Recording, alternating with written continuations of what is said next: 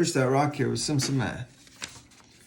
Let's define measures of dispersion. Those are statistics or parameters, if you're dealing with the population, that measure the spread or variability of the data set, be it a sample or population, okay? So if it measures how spread out or how highly variable the information is, then it's called a measure of dispersion, okay? Another definition, an outlier. An outlier is a measurement that's numerically distant from other measurements. And sometimes when you're doing computing statistics, you disregard outliers sometimes, especially if you're suspicious of the outlier. Like maybe it's a mistake. Like maybe you measure a bunch of measurements and they're all, somewhere between something like 50 inches and 81 inches, okay? And you have thousands of measurements ranging in this range. But then you have this one measurement out here, just one measurement that's 86 inches.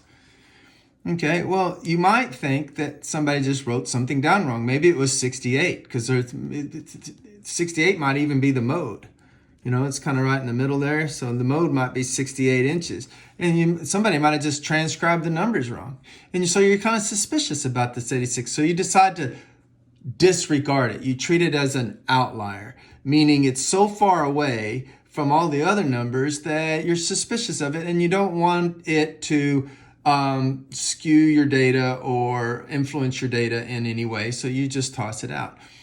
On the other hand, maybe you're measuring, these are human heights and of adults, and you happen to know Shaquille O'Neal is in your sample set. And so you go, oh, well, I'm not going to toss it out. He really is 7 foot something. So, he really is in my sample set. So you don't necessarily throw out a numerically distant number, but sometimes you do.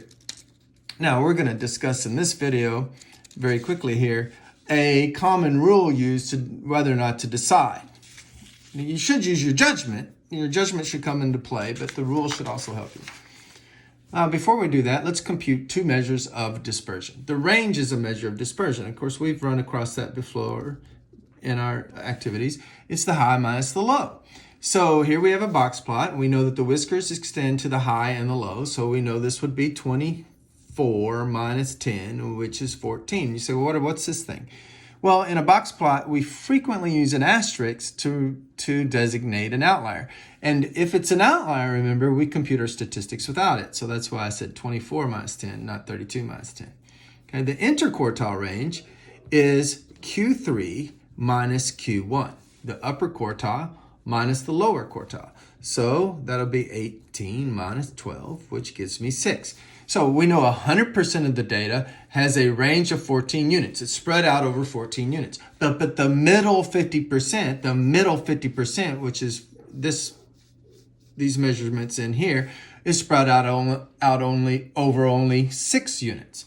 So that's what the interquartile range gives us. So these are two measures of spread. This is the spread of the whole data. This is the spread of the middle 50%. Now I bring up the IQR because we use it sometimes to designate outliers.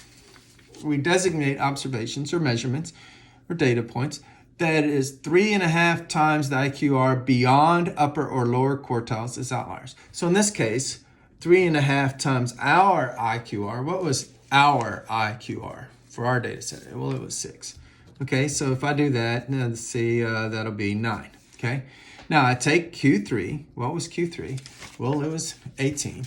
And I add 9 to it. So that's 18 plus 9, and that's 27. Then I take Q1 and I subtract off 9, because, if we're going to go beyond, when we say beyond, we don't mean in towards the middle, we mean away from the middle. So we go beyond 18 and we go beyond the 12, that direction, okay? So I subtract the 9 from Q1. So the Q1 was 12 minus 9, that gives me 3. So anybody beyond 27 or beyond 3, meaning further away from the middle than 27 or 3, we toss out as an outlier.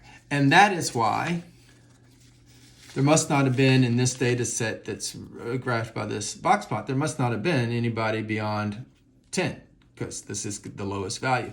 But there was somebody beyond 24, and in fact, it was so far beyond 27 that we designated an outlier.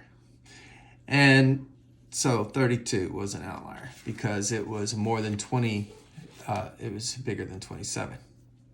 I hope that made sense. Math made simple. Made sense of math.